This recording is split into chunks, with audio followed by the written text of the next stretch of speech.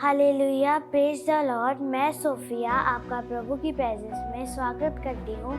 आज मैं आपको बाइबल की किताब से एस्थर नाम की लड़की के बारे में बताने जा रही हूँ। एस्थर एक सुंदर लड़की थी और वह परमेश्वर से बहुत प्यार करती थी।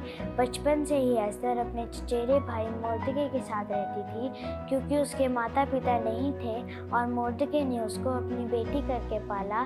फिर एस्थर परमेश्वर के करैक्टर में बढ़ती रही और परमेश्वर ने उसे अपनी महिमा के लिए ऊंचा किया।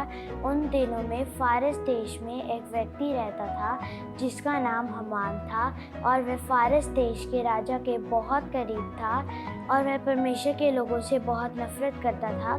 फिर उसने परमेश्वर के लोगों को ख़त्म करने की योजना बनाई। उससे पहले परमेश्वर ने एस्थर को फारस देश की रानी बनाया। फिर एस्थर ने परमेश्वर के सभी लोगों को प्रार्थना और उपवास करने के लिए कहा।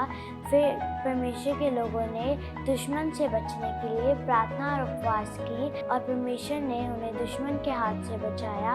एस्थर को फारस देश की रानी बनाना परमेश्वर की योजना थी, और फिर एस्थर ने परमेश्वर के लोगों के बीच स्टैंड लेकर उनकी रक्षा की और उन्हें दुश्मन के हाथ से बचाया। एस्थर ने परमेश्वर पर भरोसा किया और नम्रता से सेवा की और परमेश्वर के काम करने के लिए खड़ी रही। एस्थर के लिए ये काम इतना आसान नहीं था, लेकिन हम जानते हैं कि जिस काम में परमेश्वर हमारे साथ है वह काम आसान है। जैसे कि परमेश्वर के वचन में लिखा है कि जो कुछ तू करता है उसमें मैं तेरे संग रहता हूँ।